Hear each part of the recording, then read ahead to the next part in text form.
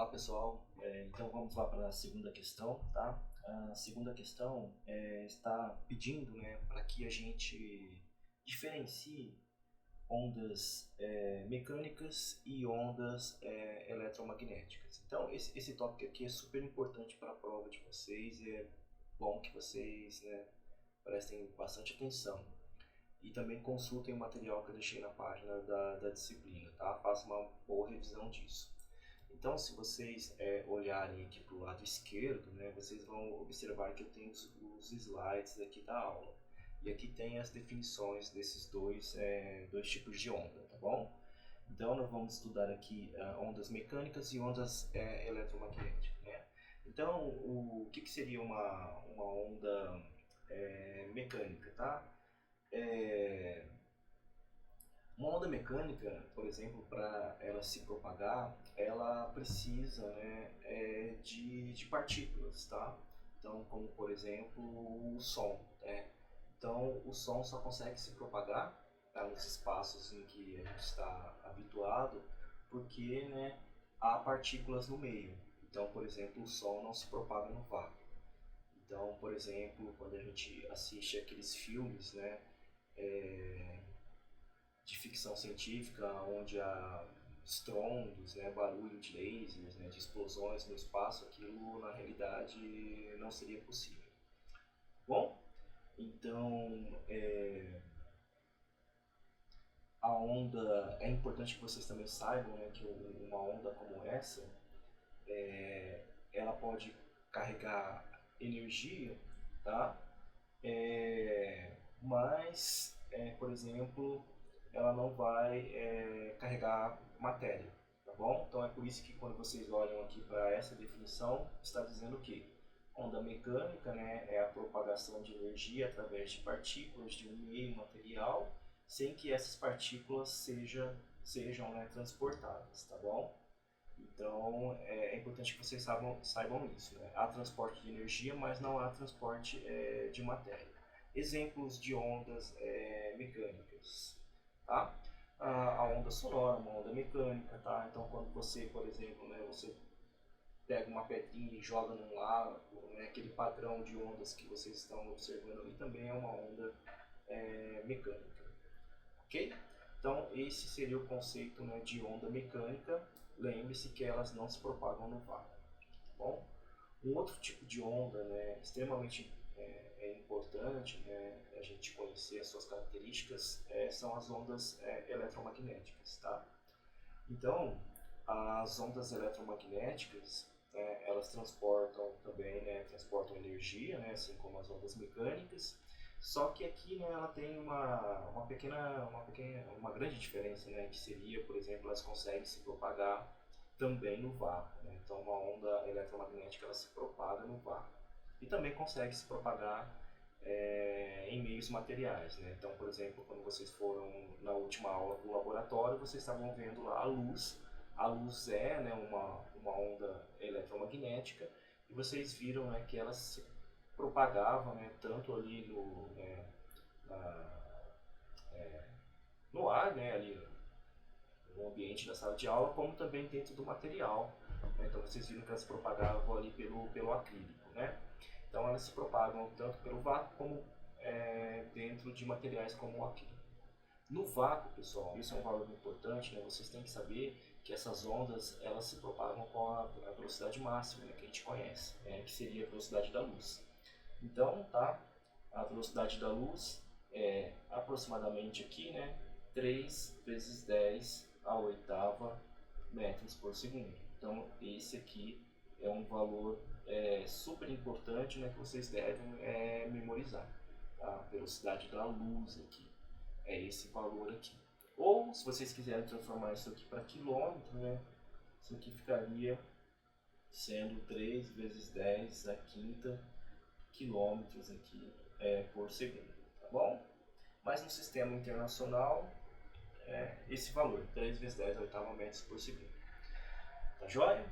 Então, a luz é super importante, né? Eu posso dar como exemplos para vocês, né, de ondas eletromagnéticas. A própria luz, né? Por exemplo, a gente ouve muito falar, né, ondas de rádio, micro-ondas, que mais? Raio-x, raio gama, infravermelho, tá? As ondas de radar também são ondas eletromagnéticas, então é importante que vocês saibam um pouquinho sobre essas ondas, tá? Aqui eu vou mostrar para vocês, aqui do lado esquerdo, um esquema de uma onda eletromagnética. Aquilo que a gente viu na aula, na introdução à aula de laboratório. Então, uma onda eletromagnética é isso aqui que vocês estão vendo, ó. Tá? Então ela se propaga no vácuo, com a velocidade de 3 vezes 10 oitava metros por segundo, e ela é composta pela oscilação de campos elétricos e campos magnéticos. Então isso aqui seria ali uma representação de como essas ondas elas são constituídas e se propagam no espaço. Tem um outro ponto aqui também importante, ó, que é vocês saberem, por exemplo, eu vou adiantar aqui, tá? Que, por exemplo, as ondas eletromagnéticas, por exemplo, elas são ondas do tipo transversal, tá? E somente ondas do tipo transversal, ou transversais, ondas do tipo transversais, só elas podem ser polarizadas. Então, o que seria o processo de polarização? Então, você tem a onda oscilando em várias direções. Ela passa, por exemplo, por um polarizador e ela sai oscilando em uma direção só. É o que vocês estão vendo aqui. Olha. Aqui ela vem oscilando em várias direções. Quando ela passa pelo polarizador, ela adquire ali uma única direção. Tá bom? Então não se esqueçam dessa característica, somente ondas transversais elas podem ser polarizadas. Então a luz, pessoal, é uma onda do tipo transversal. No final da revisão eu vou voltar aqui nesse assunto, porque a gente vai tratar sobre a lei de Malus. A gente vai falar um pouquinho sobre o processo de polarização. Isso aqui é uma questão importante para vocês na prova. Talvez seja a questão mais difícil da prova. Bom, deixa eu ver, eu queria mostrar mais alguma coisinha aqui para vocês, ó. Tá? Isso aqui é a teoria completa, tá, pessoal? Eu deixei ali as aulas completas para vocês, mas o que eu queria mostrar é esse gráfico aqui, tá? Esse gráfico aqui é um gráfico do que a gente chama de espectro eletromagnético. Então, se vocês olharem aqui, olha, tem todas as ondas eletromagnéticas aqui. Tá? Desde rádio, micro-onda, infravermelho, visível, que é o que a gente consegue enxergar, ultravioleta, raio-x e raio gama. Perfeito? Então essas daqui são isso aqui é o espectro eletromagnético. E se vocês olharem, nesse gráfico aqui ele mostra a dimensão das ondas. Então, por exemplo, uma onda de rádio aqui, ela tem um tamanho, daqui a pouco eu vou explicar o que é, ela tem um tamanho de aproximadamente aqui 1 km.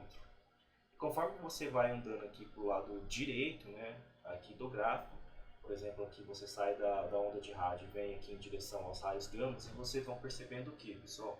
Que o comprimento das ondas ele vai diminuindo, Então, por exemplo, aqui você pega ali um raio-x ali, ele tem a ordem de grandeza, o tamanho ali dos átomos. Então você pega ali o ultravioleta, do tamanho das moléculas, você pega aqui o raio gama, já é uma ordem de grandeza do tamanho do núcleo, Então isso aqui é importante vocês entenderem, que essas ondas elas têm comprimentos diferentes, tá? E tem também, pessoal, se vocês olharem aqui com muita atenção, tem frequências diferentes, Então, por exemplo, se vocês pegarem aqui a frequência dos raios gamas, olha, é em torno de 10 a 20, 10 elevado a 20 Hz, pessoal. Se vocês olharem aqui para a onda de rádio, olha, é uma frequência muito mais baixa, 10 a quarta Hz. Luandro, isso é importante? Sim, pessoal, isso é importante, porque quanto maior a frequência, maior vai ser a energia que essas ondas elas vão carregar e transmitir. Então, por exemplo, você ficar perto de uma fonte de raio-x, por exemplo, não é uma coisa interessante, porque vocês vão receber ali uma onda com uma frequência muito alta isso vai causar um dano molecular, né, em vocês, e vocês podem, por exemplo, adquirir um câncer, ou até mesmo, dependendo do tempo de exposição, né, você pode até mesmo morrer, falecer, tá? Já com ondas de rádio não. Por quê, pessoal? Porque a onda de rádio, né, ela é uma onda com uma frequência baixa, tá bom? E o que a gente consegue enxergar, né, que é o que o nosso sistema biológico consegue interpretar desse espectro aqui, é o que a gente chama de visível, tá bom? Então, são as cores, né, que a gente consegue enxergar e que a gente consegue chegar e que a gente vê no arco-íris, né? Infelizmente, né, a gente só consegue perceber com o nosso sistema de visão aquilo lá, tá? Uma outra que eu estou mostrando aqui embaixo, tá vendo? Então a gente só consegue enxergar esse pedacinho aqui do espectro, né? O resto a gente só sente. Então aqui, ó, vermelho, né? Violeta, a luz aqui visível, né? Que é a luz visível e tudo mais, tá?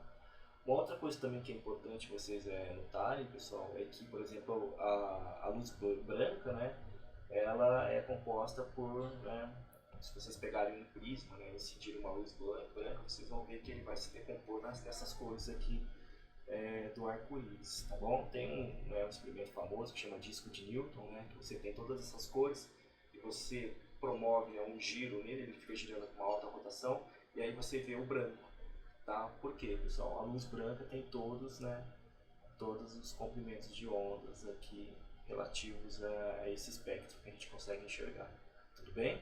Tem até ali a capa do disco do Pink Floyd, né, que vocês veem, né, vem um feixe de luz branca, ele interage com o prisma, né, e vocês têm aquela decomposição da luz branca nas outras cores. Tá joia?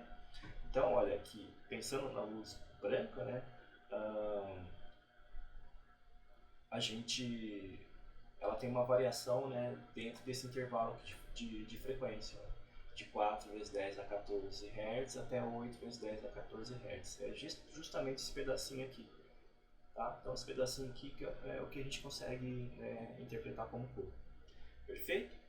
Voltando agora, né, para as cores, para as ondas mecânicas. Então eu tinha dito para vocês, né, que o som é uma onda mecânica. Então aqui, olha, tem um gráfico aqui que é interessante vocês darem uma olhada, que vai mostrar, né, a frequência, né, do som. Então aqui vocês têm aqui